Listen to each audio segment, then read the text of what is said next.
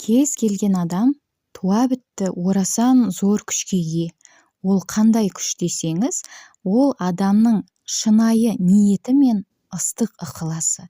Егер де адам өмірде белгілі бір мақсатқа жеткісі келсе, ол міндетті түрде сол мақсатқа жетудің амалын табады, жолын табады.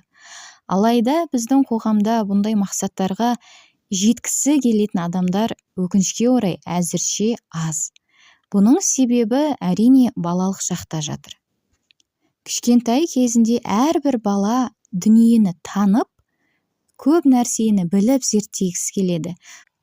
Жаңа нәрсені істеудің барысында әрине ол оны мінсіз істей алмайды, міндетті түрде қателіктер жібереді. Қирату, төгіп шашудың кезеңінде бала қолдаудың орнына, мақтаудың орнына ұрыс естіген сайын, оның санасында, яғни оның жан дүниесінде бейсаналы түсінік қалыптасады. Менің қолымнан түк келмейді, егер де мен бір нәрсені істейтін болсам, міндетті түрде ұрыс естимін. Онда маған жалпы бір нәрсені бастаудың қажетіне деген түсінік пайда болады балада. Баланың мотивациясының нағыз жоғалатын кезеңі осы болып табылады. Өсе келе, ер жетіп есейген кезде ол баланың тіпті бір нәрсені бастауға, бір нәрсеге жетуге деген ниеті де болмайды. Ниеті жүрегінің түбінде әрине бар, бірақ әрдайым жаңа істі бастар кезде ол өзін іштей тежеп, іштей жеп, тыныш отыр деп өзімен өзі күресе бастайды.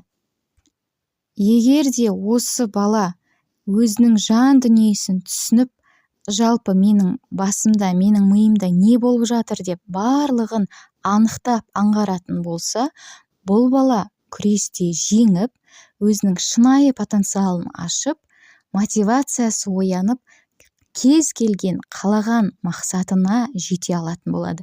Ең бастысы бала өзінің өмірден не қалайтынын түсінеді.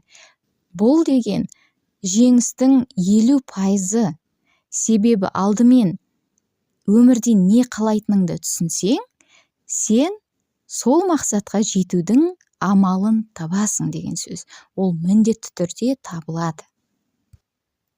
Сондықтан өзіңіздің шынайы ниетіңізге, іштегі жатқан арманыңызға селқос қарамаңыз. Сіздің жан дүниеңізде пайда болған арман, мақсат, сол мақсаттың орындалатынның 100% кепілдігі. Егер де сіз ол мақсатқа жете алмайтын болсаңыз, ол арман, мақсат көкейіңізде тіпті пайда болмас та еді. Өзіңізді танудан ешқашан тайынбаңыз. Өзіңізді жақсы білген сайын өміріңіз де жақсарып, көңіліңіз көтеріліп, жалпы нағыз бақытты адам боласыз.